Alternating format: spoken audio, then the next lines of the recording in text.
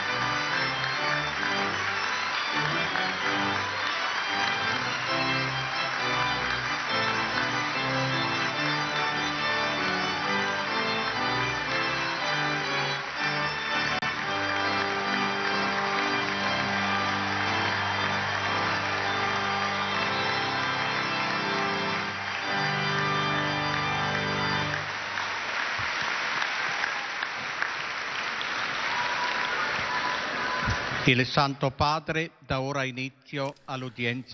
Saint-Père ouvre cette audience qui sera introduite par le signe de la croix et les salutations liturgiques. Apprêtons-nous à accueillir sa parole et recevoir sa bénédiction. In nomine Patris et Filii et Spiritus Sancti. Amen. Pax vobis. E cum spirito tuo. Dal Vangelo secondo Luca. In quel tempo Pietro disse: Signore, noi abbiamo lasciato i nostri beni e ti abbiamo seguito. Ed egli rispose: in verità vi dico, non c'è nessuno che abbia lasciato casa o moglie o fratello o genitori o figli per il regno di Dio che non riceva molto di più nel tempo presente e la vita eterna nel tempo che verrà. Parola del Signore. Lode a te, o Cristo.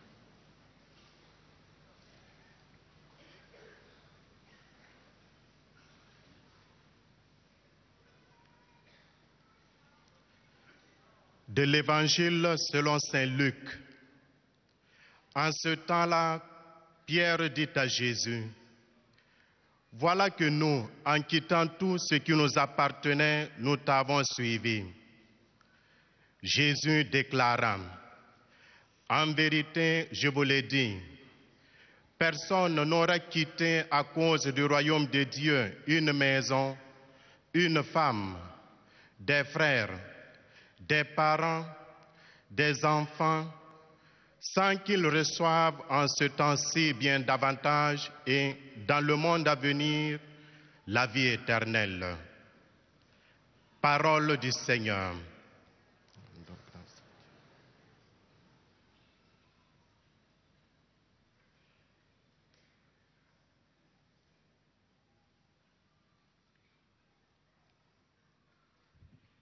A reading from the Holy Gospel according to Luke. And Peter said, We have left our homes and followed you.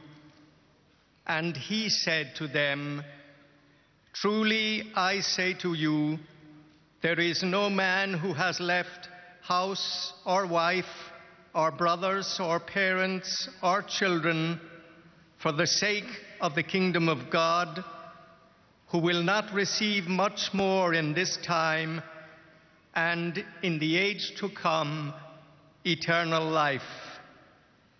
This is the word of the Lord.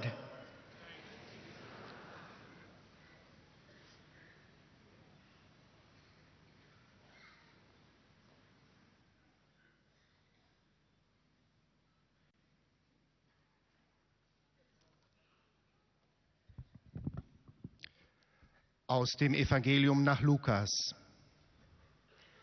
In jener Zeit wandte sich Petrus aus dem Kreis der Jünger an Jesus und sagte: Du weißt, wir haben unser Eigentum verlassen und sind dir nachgefolgt. Jesus antwortete ihnen: Amen, ich sage euch, jeder, der um des Reiches Gottes willen Haus oder Frau, Brüder, Eltern oder Kinder verlassen hat, wird dafür schon in dieser Zeit das Vielfache erhalten und in der kommenden Welt das ewige Leben. Wort des lebendigen Gottes.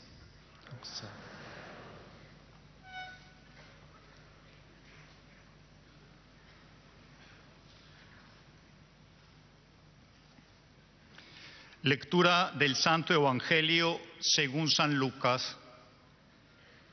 En aquel tiempo dijo Pedro: Ya lo ves, nosotros hemos dejado nuestras cosas y te hemos seguido.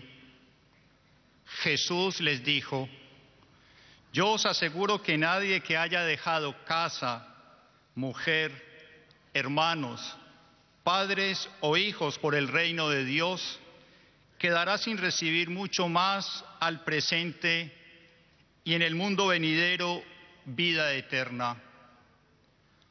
Palabra del Señor.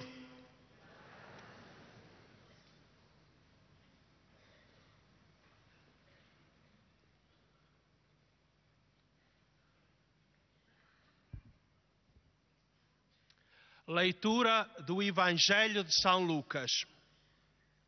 Naquele tempo, Pedro disse a Jesus: Nós deixamos tudo o que era nosso e seguimos-te.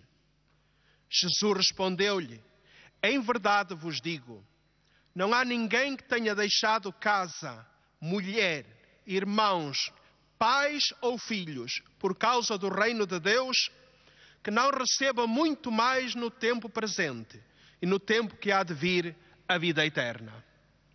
Palavra da salvação.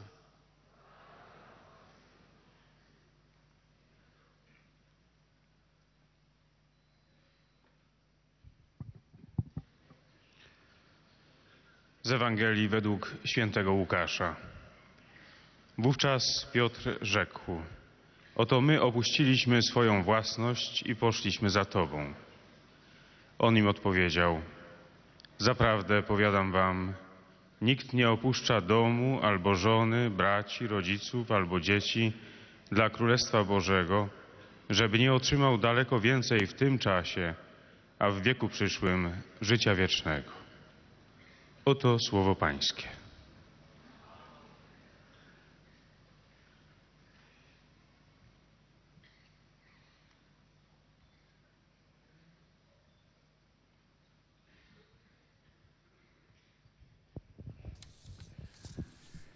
Cari fratelli e sorelle, con Margherita Doing, Avec Marguerite Doing, je voudrais vous parler aujourd'hui. Avec elle, nous sommes introduits dans la spiritualité des Chartreuses qui s'inspire à la synthèse évangélique qu'avait proposée par Saint Brun.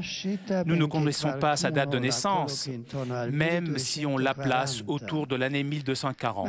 Marguerite vient d'une famille d'une ancienne noblesse du Lyonnais, des Houin. Nous savons que la mère s'appelait aussi Marguerite, qu'elle avait deux frères Scardo e Luigi, e 3 et sorelle, 3 sœurs. Caterina, Isabella e Agnese. La dernière de ses sœurs la suivra dans le monastère de la Chartreuse, devenant ensuite prieure.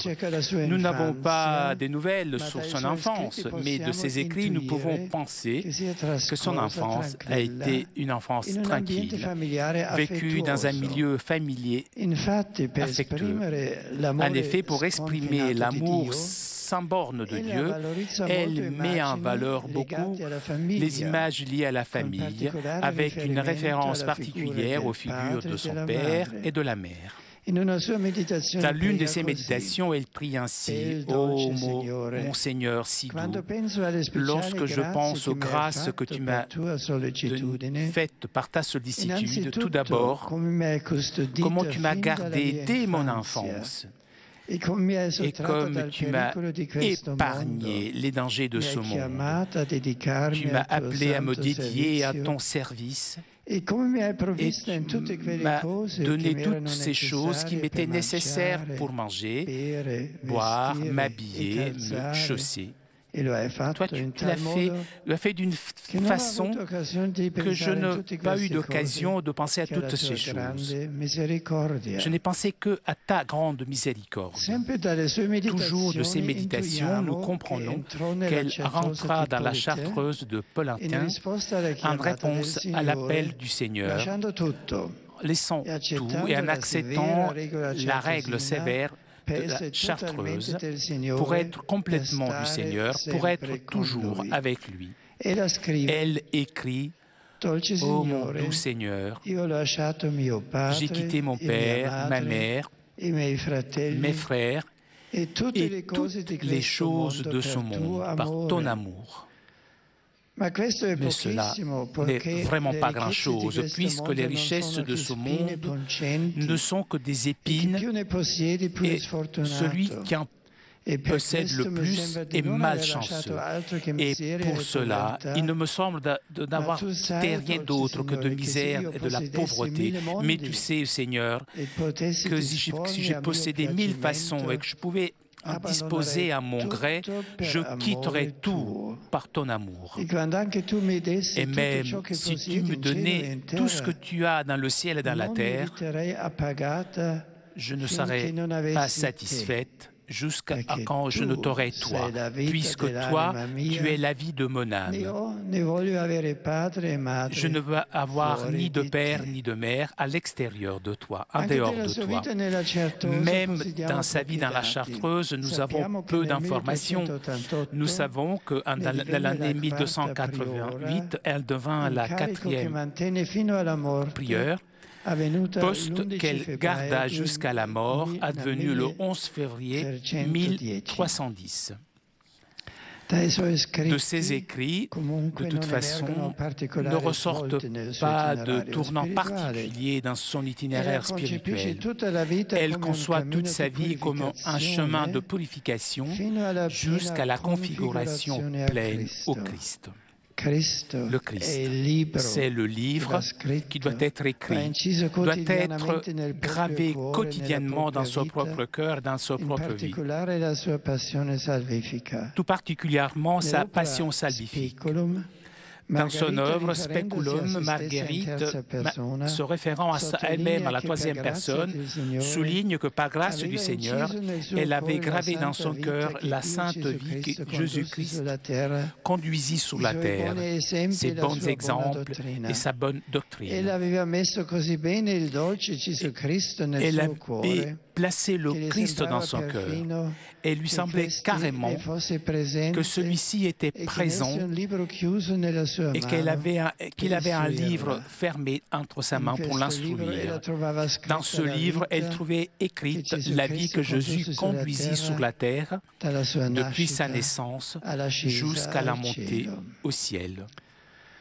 Quotidiennement, depuis le matin, Marguerite s'applique à l'étude de ce livre. Et lorsqu'elle a bien regardé, elle commence à lire dans le livre sa propre conscience qui révèle les mensonges de sa vie. Elle écrit d'elle-même pour faire profiter les autres et pour fixer plus profondément dans son propre cœur la grâce de la présence de Dieu, pour faire en sorte, c'est-à-dire que chaque jour de son existence soit marqué par la confrontation avec les paroles et les actions de Jésus, avec le livre de la vie de lui, de Jésus. Et cela, puisque la vie, afin que la vie du Christ soit gravée dans l'âme de façon stable et profonde, jusqu'à pouvoir voir ce livre de l'intérieur, c'est-à-dire jusqu'à contempler le mystère de Dieu Trinité. Grâce à ses écrits, Marguerite nous offre aussi quelques lueurs de sa spiritualité, nous permettant de cueillir quelques traits de sa personnalité et de ses qualités de gouvernement. C'est une femme très cultivée. Elle écrit facilement en latin, la langue des personnes érudites, mais elle écrit aussi en franco-provençal. Et cela aussi, c'est une rareté. Ses écrits sont ainsi donc les premiers dont l'on a mémoire rédigée dans cette langue. Elle vit une existence riche en expériences mystiques, décrite avec une grande simplicité, en laissant comprendre le mystère de Dieu, en soulignant les limites de l'esprit pour pouvoir comprendre et l'inadéquation de la langue humaine pour l'exprimer. Elle a une personnalité simple, linéaire, ouverte, d'une grande force affective, d'un grand équilibre, discernement, capable de rentrer dans les profondeurs de l'esprit humain, d'accueillir ses limites, les ambiguïtés, mais aussi les aspirations et la tension de l'âme vers Dieu.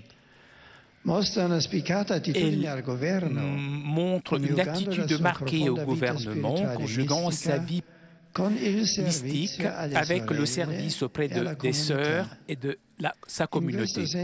Dans ce sens, très significatif un passage d'une lettre qu'elle écrit à son père. Mon Père, je vous communique que je suis tellement occupé à cause des nécessités de notre maison qu'il ne m'est pas possible d'appliquer l'esprit dans des bonnes pensées. En effet, j'ai tellement de choses à faire que je ne sais pas où aller de la tête. Nous n'avons pas pu recueillir le grain dans le 7e mois parce que nos vignes ont été détruites par la tempête. En plus, notre Église est dans des très mauvaises conditions et nous sommes obligés à la reconstruire en partie. Une moniale déligne ainsi la figure de Marguerite. Par son œuvre, elle nous révèle une personnalité attachante, une intelligence vive, orientée vers la spéculation et en même temps favorisée par des grâces mystiques. En un mot, une donne sainte, sage, capable d'exprimer avec un certain humour une affectivité toute spirituelle. Dans la dynamique de la vie mystique, Marguerite valorise l'expérience des affections naturelles, purifiées par la grâce, comme moyen privilégié pour comprendre plus profondément et seconder avec plus de rapidité et ardeur l'action divine. La raison est dans le fait que la personne humaine est créée à l'image de Dieu et donc elle est appelée à construire avec lui une merveilleuse histoire d'amour. Cela semble complètement impliqué par son initiative. Le Dieu Trinité, le Dieu amour qui se révèle dans le Christ, charme. Et Marguerite vit un rapport d'amour profond envers le Seigneur. Et elle peut voir aussi l'ingratitude humaine jusqu'à la lâcheté, jusqu'au paradoxe de la croix. Elle affirme que la croix du Christ est semblable à la table d'accouchement. La douleur du Christ sous la croix est comparée à la douleur du Maire. Elle écrit: la mère qui m'avait dans son ventre a souffert beaucoup en me donnant la vie pendant un jour ou pendant une nuit. Mais toi, mon Seigneur, pour moi, tu as été tourmenté, pas une nuit ou un jour seulement, mais pendant plus de 30 ans. Combien tu as dû souffrir à cause de moi pendant toute la vie. Et lorsque le moment de l'accouchement arrivait, ta douleur fut si forte que ta sueur devint comme une goutte de sang qui coulait pendant tout ton corps jusqu'à terre. Marguerite, en évoquant les récits de la Passion, contemple ces douleurs avec une compassion profonde. Elle dit, tu as été déposé sur le lit de la croix, de façon à ne pas pouvoir bouger, te retourner ou bouger tes membres, comme a l'habitude de faire un homme qui est en train de souffrir une grande douleur, puisque tu as été complètement allongé et des clous ont été placés, tes muscles ont été lacérés, tes veines, mais toutes ces douleurs ne te suffisaient pas encore, au point que tu as voulu que ton côté fût déchiré par une lance, de façon tellement cruelle, de faire en sorte que ton corps fût complètement labouré, déchiré. Ton sang jaillissait avec tellement de violence qu'il formait un chemin large, comme si c'était un grand ruisseau.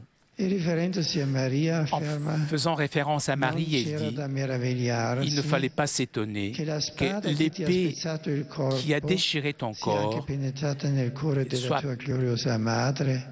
rentrée aussi dans le corps de ta mère, qui est tellement aimée te soutenir, puisque ton amour a été plus fort que tous les autres amours, toutes les autres amours. Chers amis, Marguerite de Windt nous invite à méditer quotidiennement la vie de douleur et d'amour de Jésus et la vie aussi de sa mère, Marie. C'est là qui réside notre espérance, le sens de notre existence. De la contemplation de l'amour de Christ pour nous naissent la force et la joie de répondre avec autant d'amour. Mettons notre vie au service de Dieu et des autres. Avec Marguerite, nous aussi nous disons, ô doux Seigneur, tout ce que tu as réalisé par amour pour moi et de tout le genre humain fait que je t'aime, mais le souvenir de ta passion donne une vigueur sans égale à ma puissance d'affection pour t'aimer. Et pour cela qu'il me semble d'avoir trouvé ce que j'ai tellement désiré, ne rien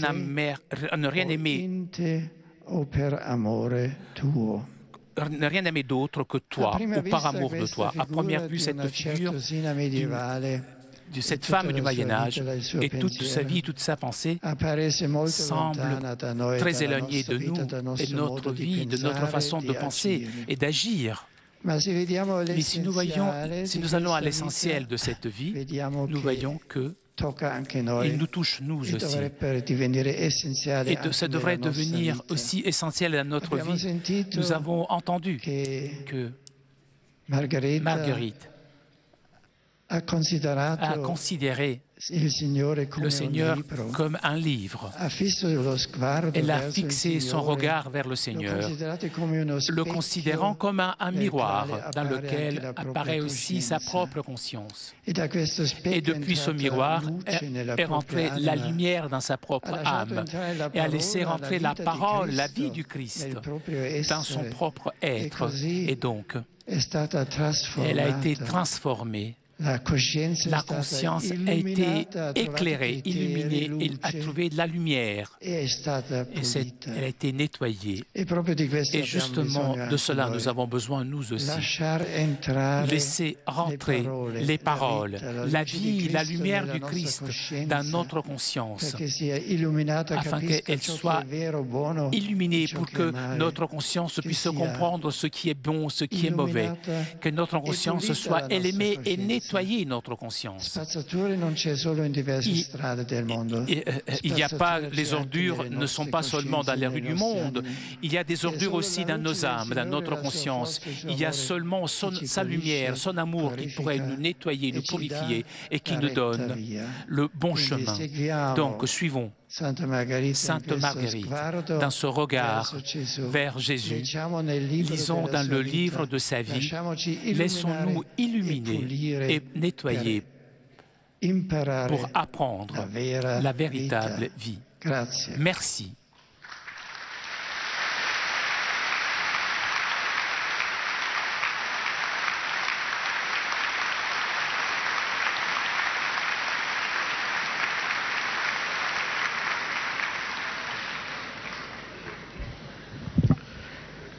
Très Saint-Père, les pèlerins de langue française sont heureux de vous exprimer leurs sentiments respectueux et leur filial attachement.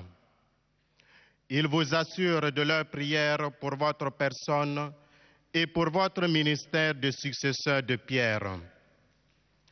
Parmi les groupes venus aujourd'hui, avec les pèlerins individuels ou les familles, sont présents notamment de France, un groupe de pèlerins de la paroisse Sainte-Marie des Boutignoles de Paris, un groupe de pèlerins de la paroisse de Herlisheim en Alsace, des jeunes et des formateurs du lycée Jeanne d'Arc Saint-Aspin de Fontainebleau, des membres de l'équipe Notre-Dame du diocèse d'Ars,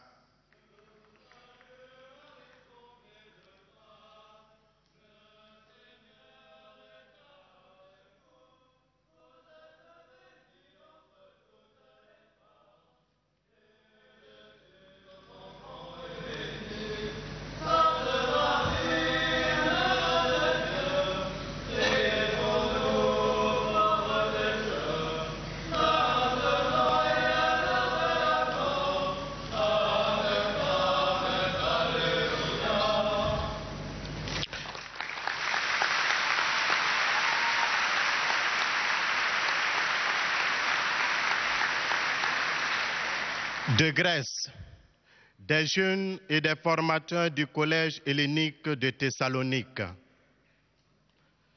À la fin de cette audience, nous chanterons le Notre Père en latin que vous pouvez trouver au verso de votre billet d'audience. Puis le Saint-Père donnera la bénédiction apostolique. Il accorde aussi à toutes les personnes qui vous sont chères, spécialement aux enfants, aux malades et aux personnes qui sont dans l'épreuve. Il bénira également les chapelains et les autres objets de dévotion que vous avez apportés à cette intention.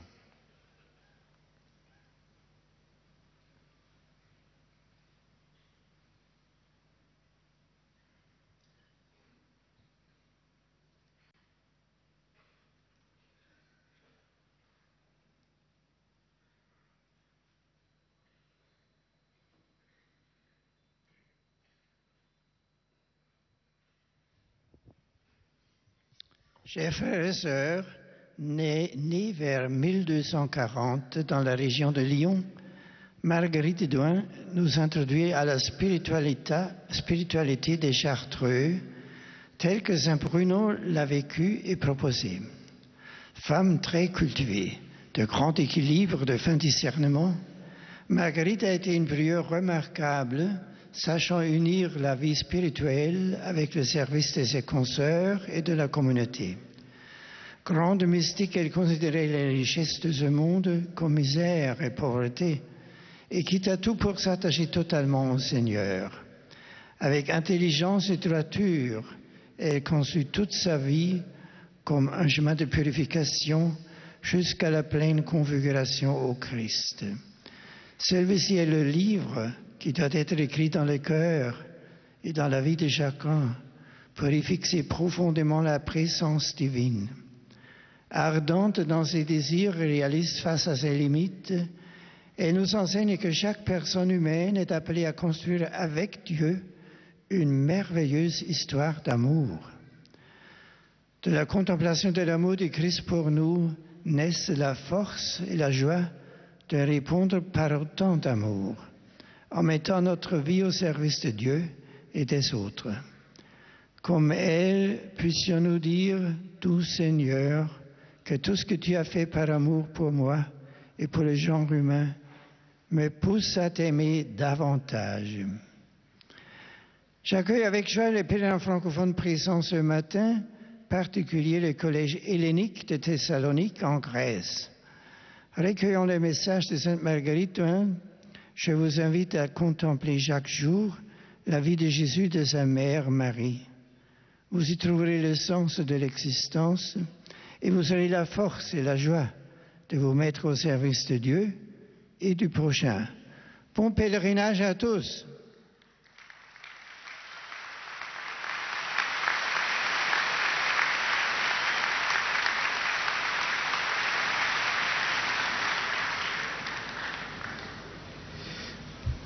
Most Holy Father, the English-speaking visitors and pilgrims are happy to have this occasion to express to you their sentiments of respect and esteem and to assure you of their prayers for your ministry as the successor of Peter. Among those present today are the following groups. From Ireland, pilgrims from Our Lady of Mount Carmel Parish, Whitefriars Street, Dublin.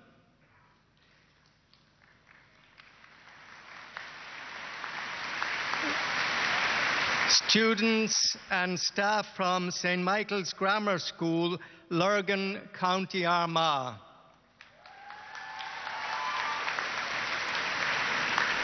From Denmark, après avoir salué les fidèles francophones, le Saint-Père s'adresse maintenant aux fidèles anglophones. From Sweden, a group of pilgrims. Also from Sweden, a youth group from Harnosand Swedish Church.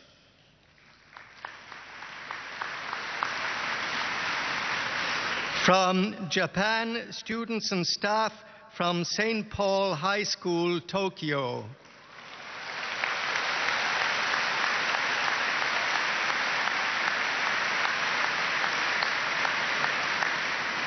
From the Philippines, a group of pilgrims. From Canada, a group of Korean-Canadian pilgrims.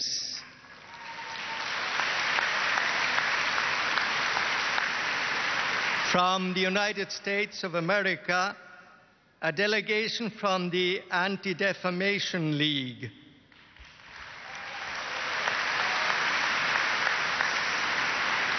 A delegation from the Jewish and Catholic communities in Pittsburgh, accompanied by Bishop David Subik.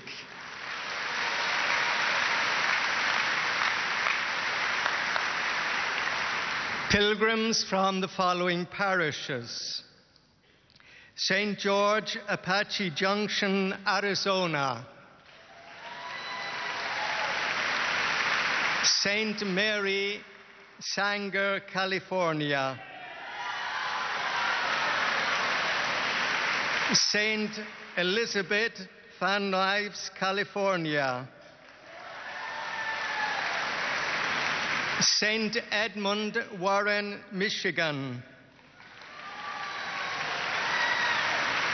St. Joseph, Hamilton, New Jersey. Queen of the Most Holy Rosary, Elysburg, Pennsylvania. Blessed Sacrament, Sandy, Utah.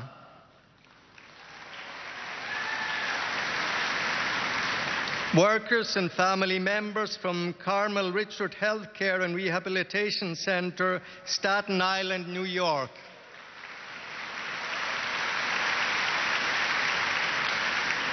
Pilgrims from the New Jersey and New York Police Departments.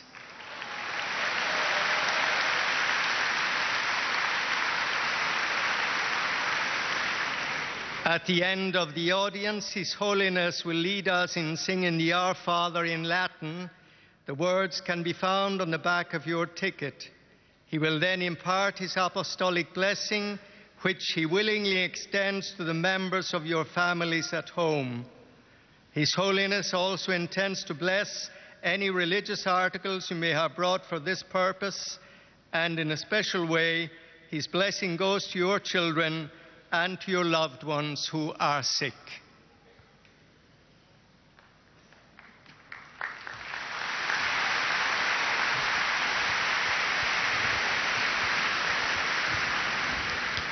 Dear brothers and sisters, our catechesis today deals with Marguerite Doin, a 13th century Carthusian prioress and mystic.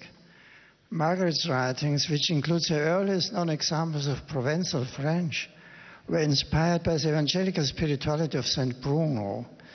They reveal her fine sensibility and her deep desire for God. Margaret viewed life as a path of perfection, leading to complete configuration to Christ, above all in the contemplation of his saving passion. She imagines the Lord's life, his words and his actions as a book, which he holds out to us, a book to be studied and imprinted on our hearts and lives until the day we read it from within in the contemplation of the Blessed Trinity.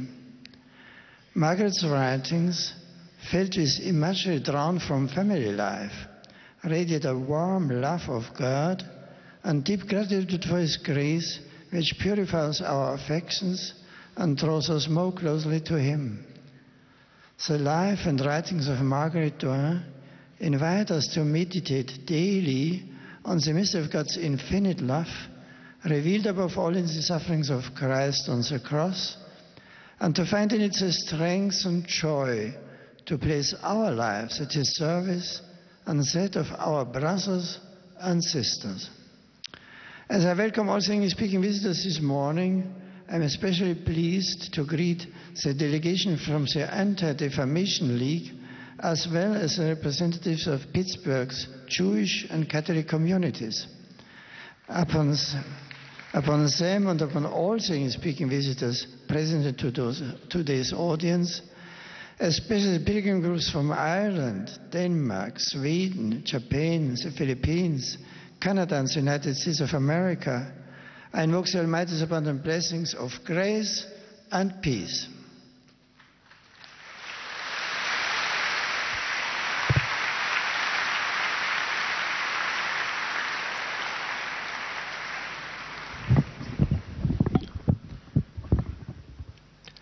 Heiliger Vater, die Pilger und Besucher aus den Ländern deutscher Sprache bekunden Ihnen, dem Nachfolger des heiligen Petrus, durch die Teilnahme an dieser Audienz aufrichtige Verbundenheit, Dankbarkeit und Verehrung. Sie versichern Sie zugleich Ihres besonderen Gebetsgedenkens für Ihren apostolischen Dienst als Hirte der universalen Kirche. Neben zahlreichen Einzelpilgern sind heute die folgenden Gruppen gemeldet: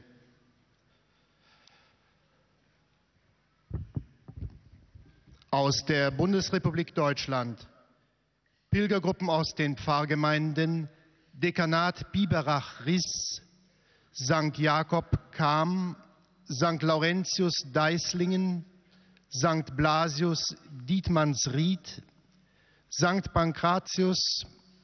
Patricius Eggenroth, St. Dionysius Enger, Heiligen Engeln Geltendorf, Heiligkreuz Gmünd, St. Maria Göppingen, St. Andreas Gschwend, St. Kilian Haßfurt, St. Nino Herrenberg, St. Jakobus Hohenberg, St. Martin Hutturm, St. Laurentius Kenzingen, St. Maternus Köln, St. Pius Mannheim Neuostheim, St. Franziskus Marl, St. Martin Meßkirch, St. Peter und Paul Mittenwald, St. Thomas München,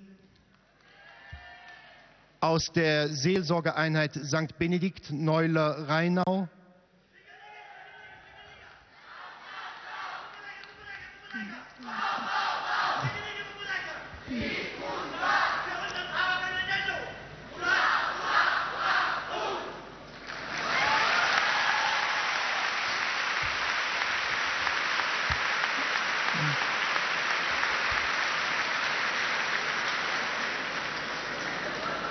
St. Vitus Neuhausen bei Metten, St. Maria Himmelfahrt Neunkirchen am Sand, St. Sebaldus Nürnberg, St. Nikolaus Reckendorf, St. Jakobus Rosenberg, St. Franziskus Steinach, St.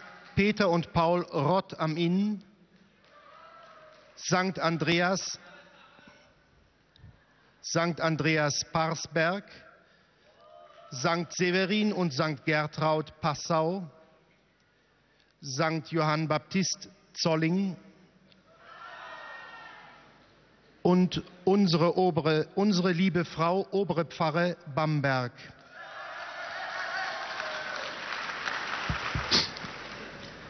Des Weiteren Pilgergruppen aus Bad Godesberg, Bremerhaven, Erkelenz, Hamburg, Ringsheim, Tigerfeld, Pöttmes, Viechtach im Bayerischen Wald, Weingarten und Wilburgstetten. Des Weiteren folgende Sondergruppen: Romreise des Kartells Rupert Meyer, Pfarrkonvent des evangelisch-lutherischen Dekanats Ansbach, evangelisch-lutherische Kirchengemeinde Paul Gerhard Badenstedt, ökumenische Gruppe aus der Pfarrei St. Bartholomä,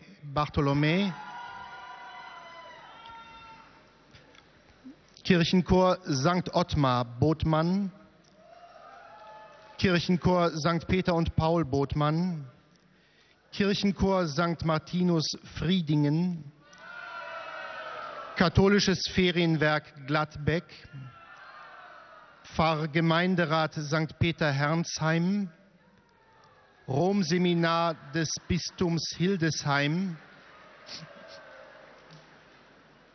Katholische Akademie Klausenhof Bistum Münster, Förderverein der Schule St. Clara Rottenburg, Ökumenischer Arbeitskreis der Katholischen und Evangelischen Kirche Tengen, Leserreise Traunsteiner Tageblatt,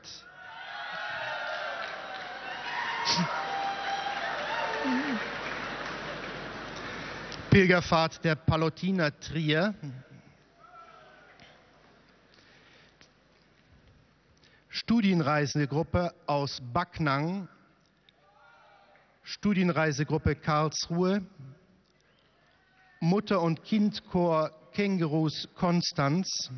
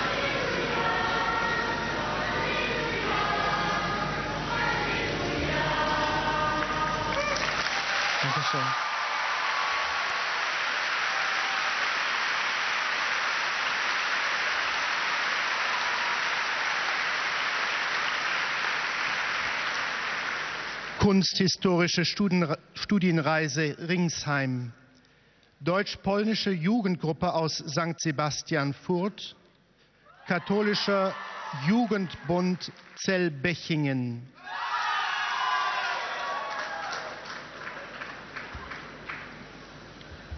Seminaristen des Erzbischöflichen Studienseminars St. Michael Traunstein.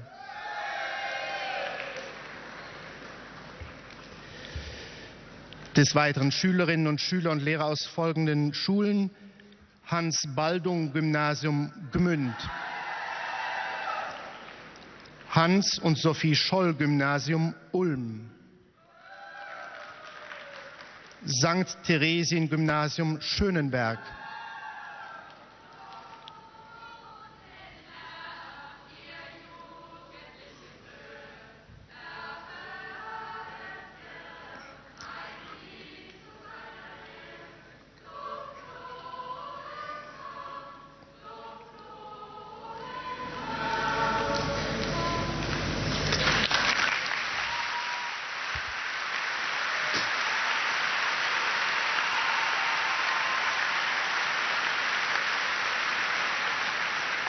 und die folgenden Ministrantengruppen: St. Nikolaus Aach, St. Peter und Paul Eich, Stadtpfarre Heiliggeist Neuburg und Heiliggeist Regensburg. Aus der Republik Österreich sind heute gemeldet eine Pilgergruppe aus Feldkirch sowie die Latin Students Vienna International School. Aus der Schweizerischen Eidgenossenschaft sind zugegen Pilger aus der Pfarrei St. Marien Basel sowie aus der Gemeinde Ermensee. Uit het Koninkrijk der Nederlanden zijn op audiëntie gekomen een pelgrimsgroep uit het decanaat Heerlen van het bisdom Roermond.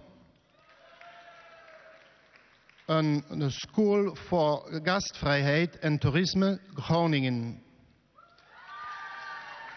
En uit het Koninkrijk België Youth Choir van de kleine basiliek van de Heilige Maagd Maria, Maria Heiligdom van Oostakker.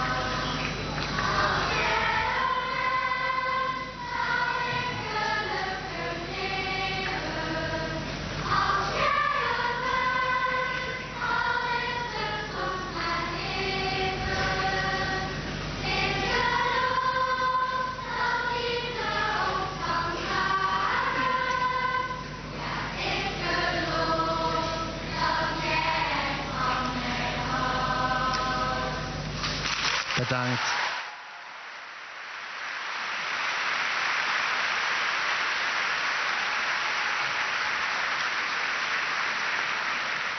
Zum Abschluss dieser Audienz singen wir gemeinsam das Vaterunser in lateinischer Sprache.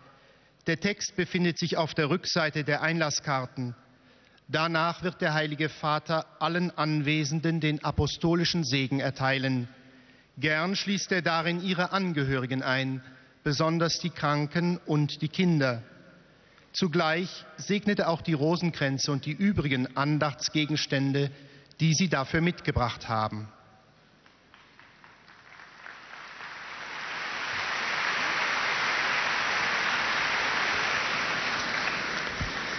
Liebe Brüder und Schwestern und Margarete Doint, der ich meine heutige Katechese widme, wenden wir uns einer weiblichen Stimme der Kartäuser-Spiritualität zu.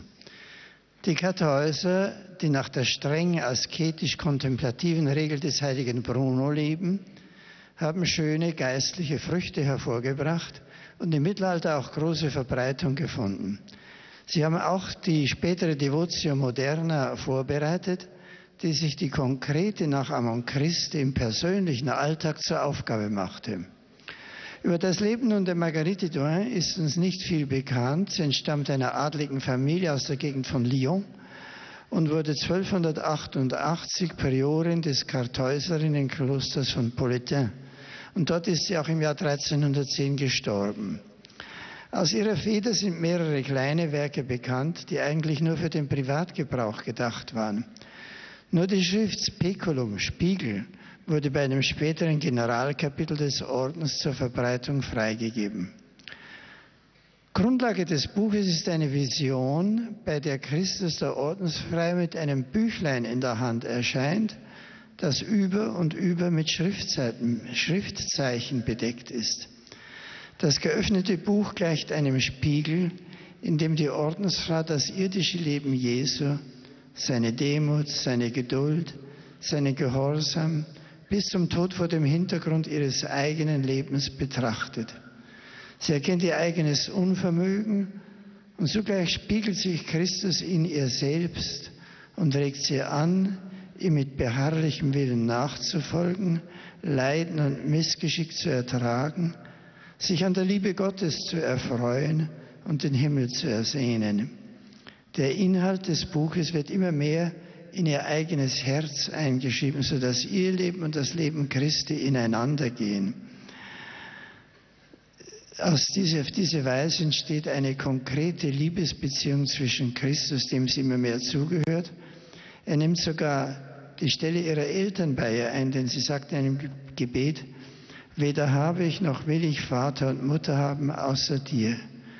Mit diesen Worten will sie nicht ihre familiären Bande gering schätzen. Sie hat im Gegenteil ihre Familie sehr geliebt, sondern zum Ausdruck bringen, dass Gottes Liebe alle menschlichen Empfindungen übersteigt.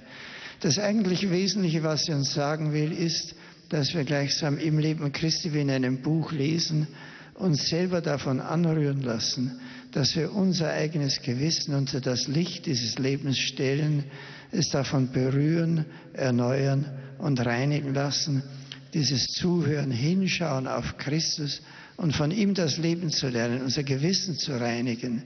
Das ist es, was sie uns sagen will und was auch für uns Tag um Tag richtunggebend sein sollte. Ganz herzlich begrüße ich die Pilger und Besucher deutscher Sprache und natürlich heute besonders die Seminaristen des Erzbischöflichen Studienseminars St. Michael in Traunstein, mein eigenes Seminar, wie ihr wisst.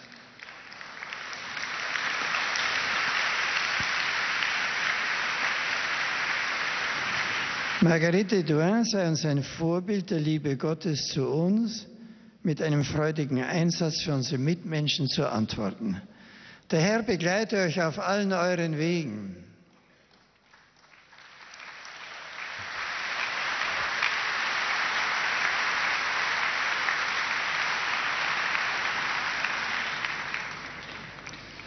Santo Padre, los visitantes y peregrinos de lengua española que participan en esta audiencia desean manifestarle cordialmente sus sentimientos de filial afecto que acompañan con sus fervientes oraciones por vuestras intenciones de pastor de toda la Iglesia. Además de pequeños grupos familiares venidos de España y Latinoamérica, están aquí presentes de España, grupo de peregrinos de Alcobendas, de Chile, grupo de la Escuela de Investigaciones Policiales,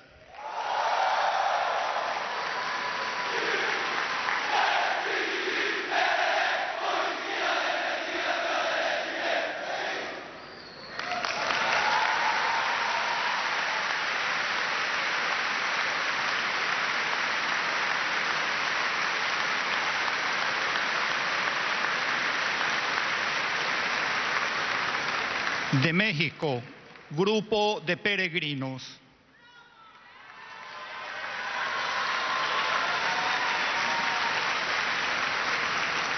Al final de la audiencia se cantará el Padre Nuestro en latín, cuyo texto se encuentra en el dorso del billete de entrada a esta audiencia.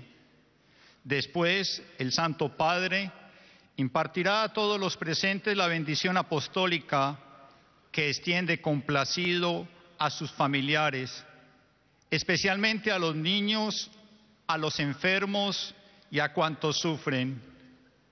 Bendice también los rosarios y objetos de devoción que los peregrinos llevan consigo.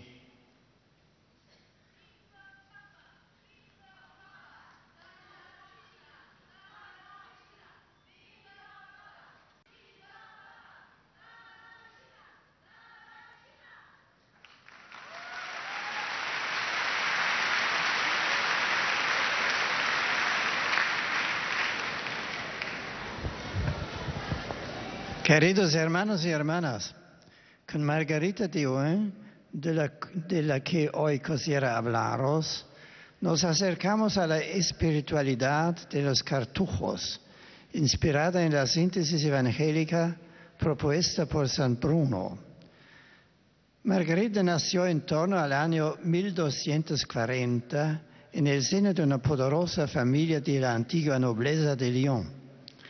No tenemos noticias de su infancia, pero de sus escritos se deduce que debió transcurrir en un clima sereno y afectuoso. Como respuesta a la llamada del Señor, entró en la cartuja de Politin, de la que fue priora hasta su muerte en 1310. Margarita concibió su vida como un camino de purificación, hasta la plena configuración con Cristo, cuya pasión salvadora hallaba escrita en su corazón como en un libro. Ella, con sus escritos, intentaba edificar a los demás y fijar más profundamente en su interior la gracia de la presencia de Dios. Descubrimos también algunos rasgos de su espiritualidad y de sus dotes de gobierno. Tuvo una vida rica de experiencias místicas, descritas en sencillez y en las que se puede intuir algo del inefable misterio de Dios. Saludo a los grupos de lengua española, en particular a los peregrinos de Alcobendas, así como los demás fieles provenientes de España, México y otros países latinoamericanos.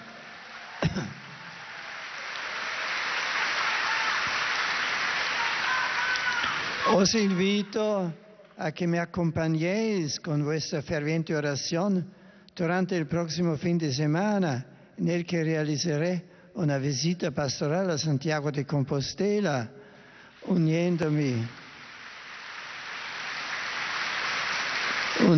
así a los peregrinos que llegan hasta los pies del apóstol en este año santo. Iré también a Barcelona, donde tendré la alegría de dedicar el maravilloso Templo de la Sagrada Familia, obra del genial arquitecto Antoni Gaudí.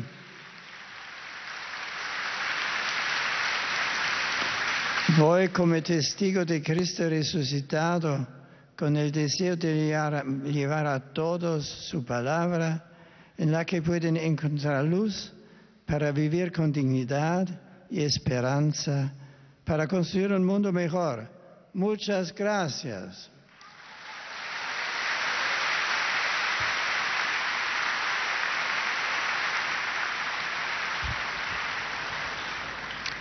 Santo Padre, os peregrinos da língua portuguesa presentes nesta Toujours en audiência direct depuis la salle Paul VI pour notre rendez-vous du mercredi avec le Saint-Père pour l'audience générale. Le Saint-Père a salué les fidèles de langue française, anglaise, allemande, espagnole. Et le Saint-Père s'adressera maintenant aux fidèles de langue portugaise. vindas por conta própria, participam nesta audiência os seguintes grupos do Brasil. Paróquia São José de Bragança Paulista, Grupo da Diocese de Passo Fundo. No final da audiência, cantaremos o Pai Nosso em latim, cujo texto se encontra nas costas do bilhete de ingresso a esta audiência. Depois o Santo Padre concederá a todos os presentes a bênção apostólica, extensiva aos seus familiares, especialmente aos doentes e às crianças. Abençoará também todas as lembranças e objetos religiosos que os peregrinos tenham consigo.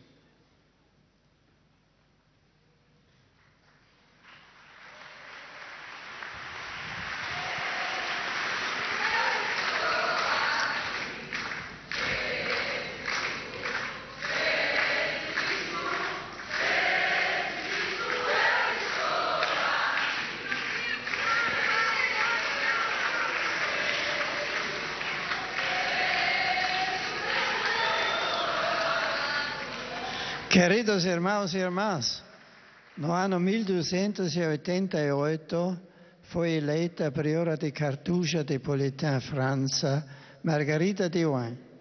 Dotada de uma personalidade simples, linear e afetuosa, concebe a vida inteira como um caminho de purificação até a plena configuração com Cristo. Ele é o livro que havemos de gravar diariamente no nosso coração e na nossa vida, de modo especial a sua paixão salvífica. Desde manhã cedo, Margarida dedica-se ao estudo deste livro. Quando contemplou bem, começa a ler no livro da sua consciência, que revela a falsidade, as mentiras de sua vida. Se comparada com as palavras e as ações de Jesus, como o livro da vida dele. Da contemplação do amor de Cristo por nós, nasce uma força e alegria de responder com igual amor, colocando a nossa vida ao serviço de Deus e dos outros. Prezados peregrinos de língua portuguesa, a minha saudação amiga para todos, de modo particular para os fiéis brasileiros das dioceses de Bragança Paulista e de Passo Fundo. Sei que buscais a imensidade de Deus para os horizontes demasiado estreitos, onde a vida por vezes se perde e agoniza. Cristo é o caminho para o infinito que buscais. Pode parecer estreita a passagem, mas o resultado é maravilhoso, como nos asseguram os santos. De coração, vos dou a minha bênção extensiva às vossas famílias. Obrigado.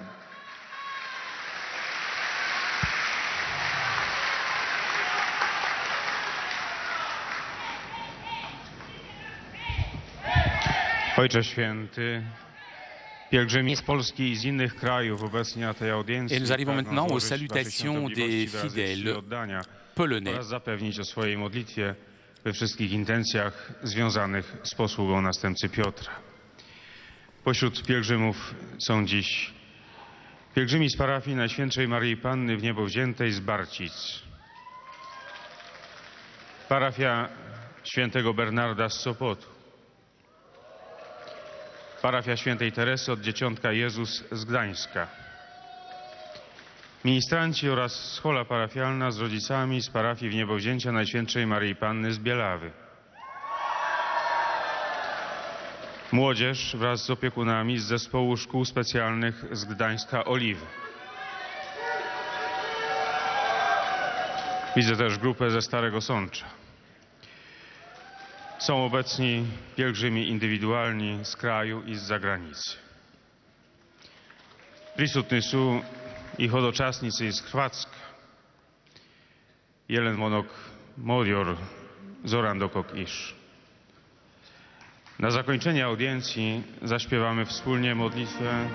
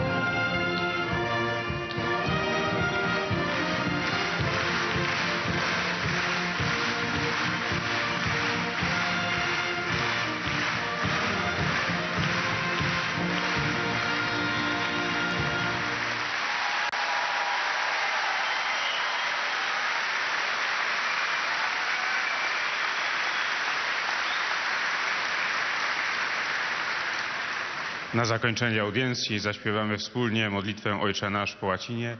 Jej tekst znajduje się na odwrocie kart wstępu. Następnie Ojciec Święty udzieli wszystkim tu obecnym swojego błogosławieństwa, obejmując nim również naszych bliskich, a szczególnie ludzi dotkniętych cierpieniem, dzieci i młodzież. Pobłogosławi też różańce i inne przedmioty kultu, jakie pielgrzymi przynieśli ze sobą. W dzisiejszej katechezie Ojciec Święty przedstawił sylwetkę świętej Małgorzaty z Ohain. Urodziła się około roku 1240 w szlacheckiej rodzinie. Miała szczęśliwe dzieciństwo w kochającej rodzinie. Gdy osiągnęła pełnoletność, wstąpiła do kartuskiego zakonu w Poletin. Doświadczenie miłości rodzinnej stało się podstawą jej duchowości. Dała temu wyraz w licznych medytacjach, które są pełnym prostoty zapisem głębokich przeżyć mistycznych.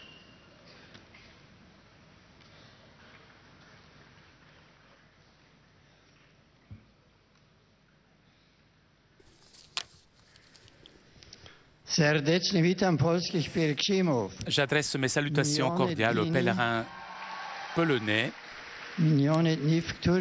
Ces derniers jours, dans lesquels nous avons commémoré tous les saints et les fidèles défunts, de nouveau, nous ont rappelé que notre vie n'est pas enlevée mais transformée, que nous sommes tous appelés à la sainteté.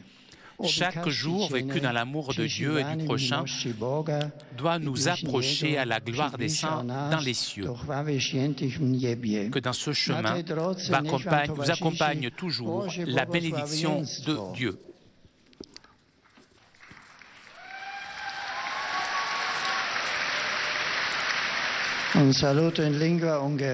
Des salutations en langue hongroise. J'adresse mes salutations aux fidèles hongrois venus de différentes villes de Hongrie. L'autre jour, nous avons célébré la solennité de tous les saints qui nous ont précédés dans la gloire céleste. Que puisse leur exemple nous pousser à une vie de témoignage authentique de l'Évangile. Bien volontiers, je vous accorde ma bénédiction apostolique.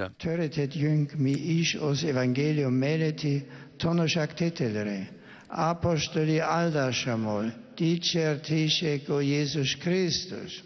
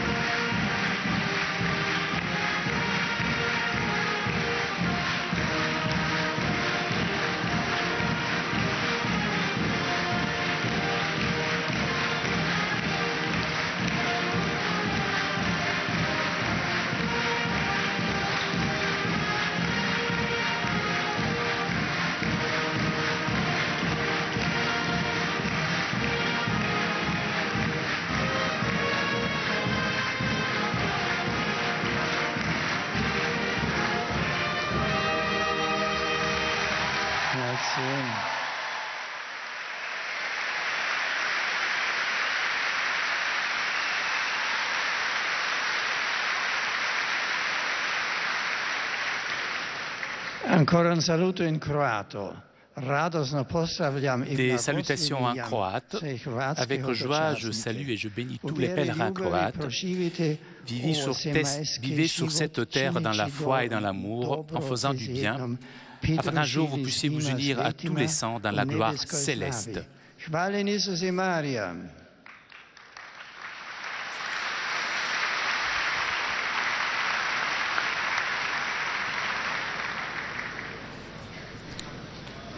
Beatissimo Padre.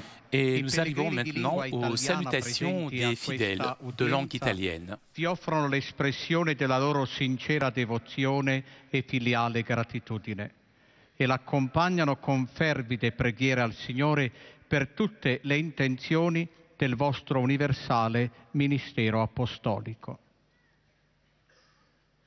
È presente la delegazione della città di Manoppello con l'arcivescovo, Sua Eccellenza Monsignor Bruno Forte.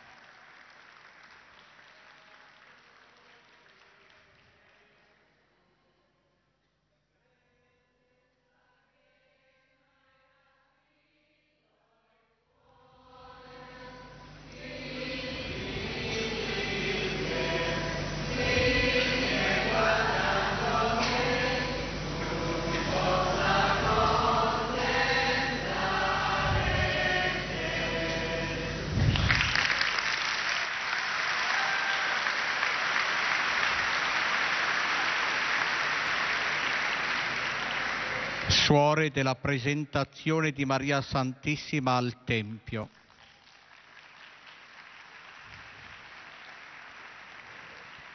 Parrocchia Maria Regina di Squenzano. Partecipanti alla terza edizione della Corsa dei Santi.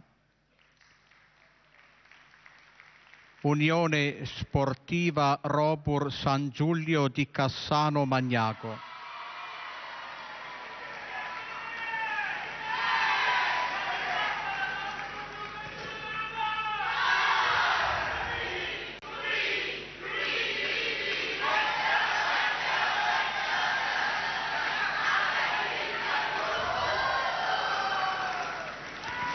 Asilo infantile San Giulio di Cassano Magnago.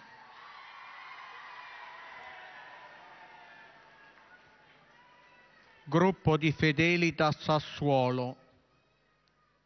Coppie di sposi novelli. Et comme d'habitude, après avoir salué les différents groupes venus de la péninsule italienne, l'on salue en dernier les jeunes mariés.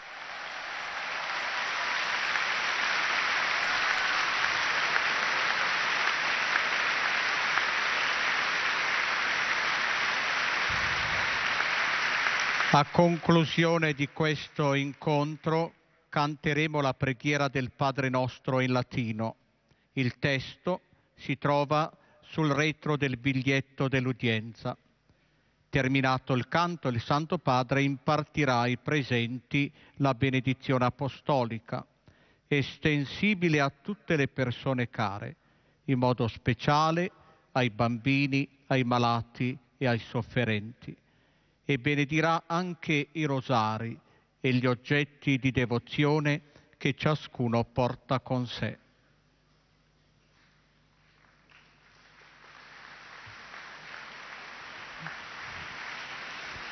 Cari fratelli e sorelle, rivolgo ora un cordiale saluto ai pellegrini. J'adresse mes salutations cordiales aux pèlerins de langue italienne.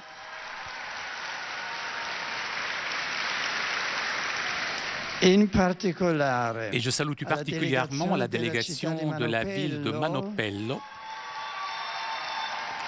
accompagnée par l'évêque de Chieti-Vasto, Monseigneur Bruno Forte.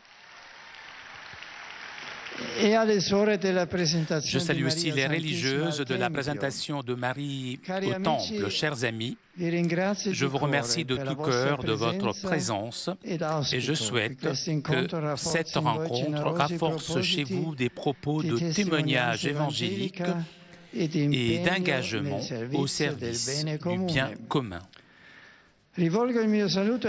J'adresse mes salutations aux jeunes, aux malades et aux jeunes mariés. la solennité de tous les saints et la commémoration des fidèles défunts que nous venons de célébrer, ainsi que la mémoire de Saint Charles Borromée, dont tombe le 4e anniversaire de canonisation, nous offre l'opportunité de réfléchir encore une fois sur la signification authentique de l'existence terrestre et sur sa valeur pour l'éternité. Ces derniers jours de réflexion et de prière peuvent être pour vous, chers jeunes, une invitation à imiter l'exemple des saints qui ont dépensé leur vie au service du Dieu et du prochain. Que ces journées soient de grands réconforts pour vous, chers malades, associés au mystère de la Passion du Christ. Qui deviennent une occasion propice pour vous, chers jeunes mariés, pour comprendre toujours davantage que vous êtes appelés à témoigner avec votre fidélité réciproque, l'amour infini avec lequel Dieu entoure chaque homme.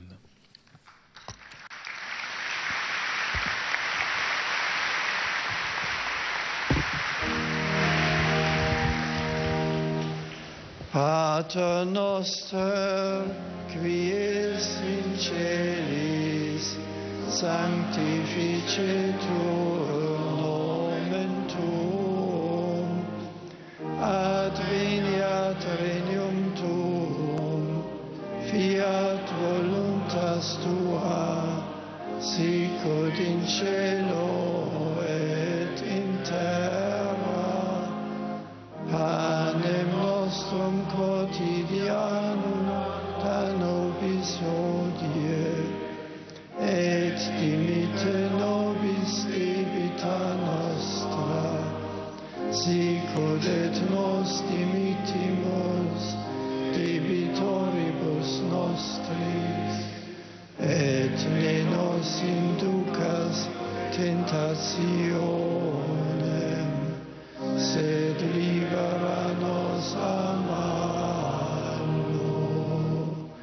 Sit nomen Domini benedictum, Ex hoc nunc et usque in saeculum, adiutorium nostrum in nomine Domini, qui fecit caelum et terra, benedicat vos omnipotens Deus, Pater et Filius et Spiritus Sanctus.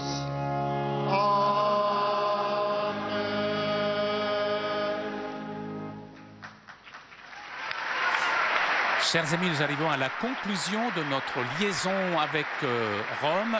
Prochain rendez-vous avec le Saint-Père samedi prochain à partir de 11h30. Vous pourrez suivre le voyage du Saint-Père en Espagne. Je vous donne donc rendez-vous samedi à 11h30 et je vous souhaite une excellente journée.